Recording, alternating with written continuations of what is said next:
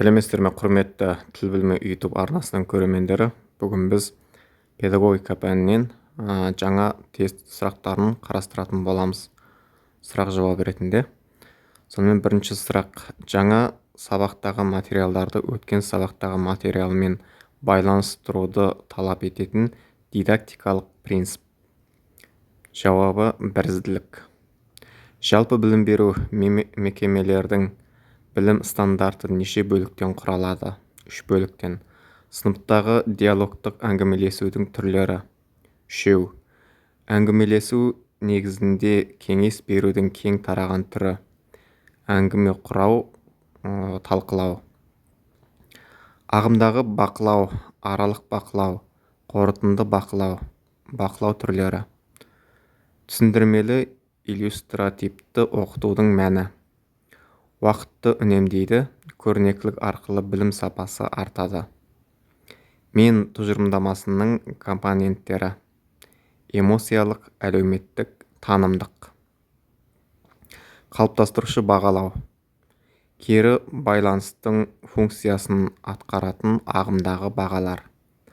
Адамның тұлға ретінде қалыптасуында білімнің рөлін ерекше атап көрсеткен қазақ ағартушы ғалымдары: Абай Құнанбаев, Шоқан Уәлиханов, Ыбырай Алтынсарин.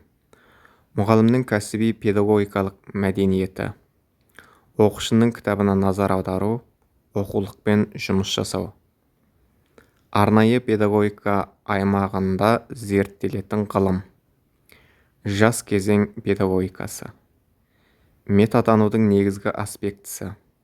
Өз бетінше жұмыс істеуі мен дамуына ниеті. Эмпирикалық білім. Зерттелетін пәннің нақты қасиеттері, фактілер. Қайта жаңғыртуды материалдың негізгі мазмұнын жеткізумен байланыстыратын ес түрі. Мағыналық. Оқу үдерісінің тиімділігін анықтайтын негізгі факторлардың бірі. Мұғалімнің оқу нәтижелілігін бағалауды игеруі. Мұғалімнің бейнесімен табылатын кәсіби өнегелік тұтастық. Оқушының жан дүниесін жақсы түсіне білу. Білімнің педагогикалық аспектісі оқушыларға ғылымды оңтайлы түсіндіру тәсілі болып табылады. Бронсон мектеп жасына дейінгі балалардың көпшілігі ерікті түрде іштей өзін өзі реттеуге қабілетті деген шешімге келді. Оның негізге алған болжамы: қалай оқу керектігін үйренеді. Метатануды игермеген оқушы әрекеті. Қиындық кездескенде үнемі басқа адамнан көмек сұрайды. Оқушыны бағалау үшін қорытынды жасау үдерісі. Оқушының жауабына сәйкес шешім қабылдау. Метатаным ұғымы ғылыми айналымға қашан енді? 1976 жылы. Интерпретация терминінің мәні. Қызығушылық тудыратын ерекше дағдылар. Тұлғаның дамуы, мақсат қою. Мұғалімнің көзқарасы қабылданған шешімнің және іс-әрекетінің негізі. Ұстаным. Оқушының сабаққа ықыласты болуы және өзін-өзі ынталандыру. Ішкі уәж. Оқу үдерісінің саналы болу қажеттілігі туралы тұжырымдарда оқудың тиімділігін анықтайтын маңызды жағдай. Балалардың мәдениеті мен құндылығы. Оқушылардың білім алу мен ойлауын дамытуға ықпал ететін үдеріс. Метатану. Адамның тұлғалық өсудегі әлеуетіне ерекше назар аударатын оқу тәсілі. Гуманистік. Оқушылардың метатанымдық немесе өздігінен реттелетін оқуының. Мұғалімнің қолданған әдіс тәсілі. Оқуды бағалау мақсаты. Оқушы білімін жинақтау. Білу деңгейіндегі тапсырмаларға бағытталған сұрақ. Жоғары дәрежелі. Дарынды және талантты оқушылардың ынталандыруға қатысты сипаттамасы. Өзін-өзі сынайды, бағалай алады. Оқу пирамидасына сәйкес оқушылардың алған ақпаратты 75% есте сақтауына көмектесетін тәсіл. Тәжірибе жасау. Қалай жүгіру, шанышқыны қолдану, қаламмен жазу туралы білімімізді сақтауға жауап беретін жад түрі. Рәсімдік. Қаламмен жазу, қолғап тоқу туралы білімді сақтауға жауап беретін жады рәсімдік.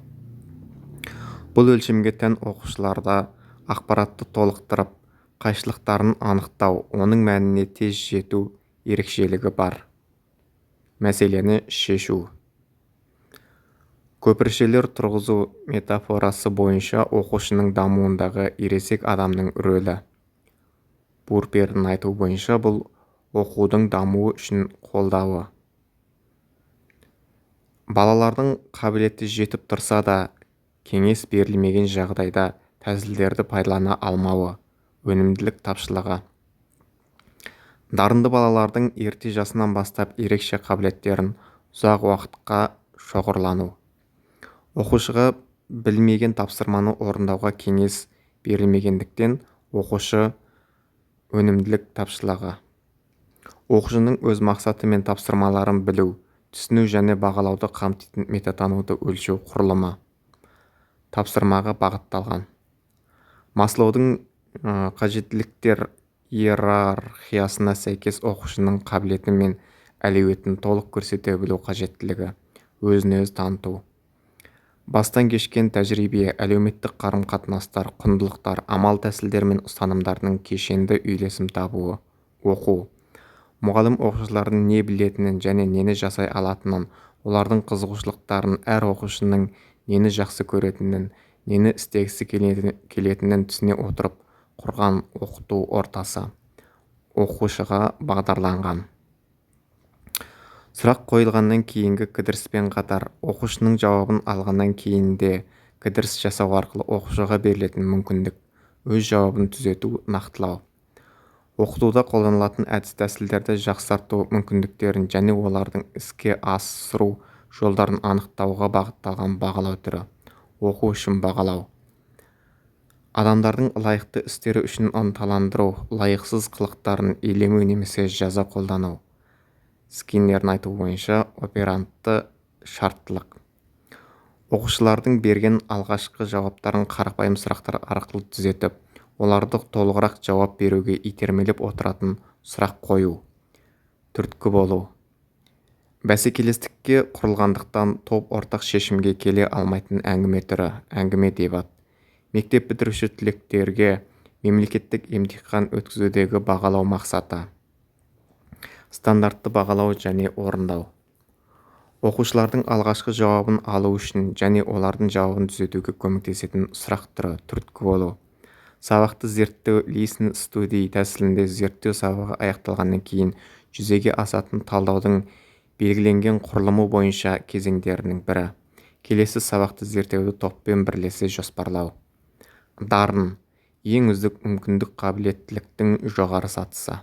Оқу процесінің қозғаушы күштері, оқу міндеттері мен білім деңгейлері арасындағы қарама-қайшылықтар.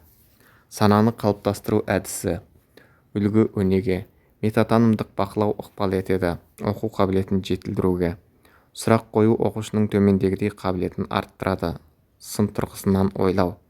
Қазақстанда модульдік оқыту технологиясын қарастырған Жампейісова. Жазбаша ауызша тексеру, практикалық жұмыстар, бақылау әдістері. Дарынды баламен жұмыс жүргізудегі педагогтың міндеті, дарынды баланың психологиялық ерекшеліктеріне назар аудару. Оқу пирамидасына сәйкес оқушылардың алған ақпаратты есте сақтауының ең тиімдісі. Өзгелерді оқыту, заңдылықтарды игеру, білім қалыптасуының көрсеткіштері. Оқушының өзекті даму деңгейі.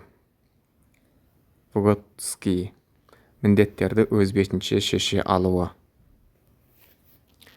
Дарынды және талантты балалардың анықтау өлшемдерінің ішіндегі өз білімін жетілдіру өлшеміне сәйкес келетін сипаттама. Олар өздерінің оқуларын реттей алады. Дарынды және талантты балаларды тексеру парағы бойынша оқушылар ақпаратты біліп қана қоймай қажет кезінде пайдалана алады деп анықтаған өлшем. Есте сақтау және білім. Баланың өзін-өзі ынталандырып табысқа ұмтылуы. Ішкі уәж. Оқушылар мен мұғалімдерге білім түсіну және дағды туралы хабар беруді көздейтін бағалау мақсаты. Кері байланыс. Оқу пирамидасына сәйкес оқушылардың алған ақпаратты есте сақтаудың ең тиімсізі дәріс оқу. Педагогикаға білім беру ұғымын алғаш рет енгізген ғалым Пестолоси. Өткен тәжірибеден алған іздерді жадыда қалдырып, оларды қайта танып жаңғыртумен ақпарат топтауға негізделген психикалық процесс. Оқушының оқу-танымдық құзырлығын қалыптастыруды алдын ала белгіленген жетістіктермен салыстыру үрдісі. Критериалды бағалау технологиясы. Білім мазмұнын анықтайтын нормативті құжаттар, білім беру стандарттары. Мұғалімнің ұстанымы, көзқарас, шешім, іс-әрекет. Проблемалық оқытудың мәні, алдын ала проблеманы қою деген тағы мыналарды қою депті.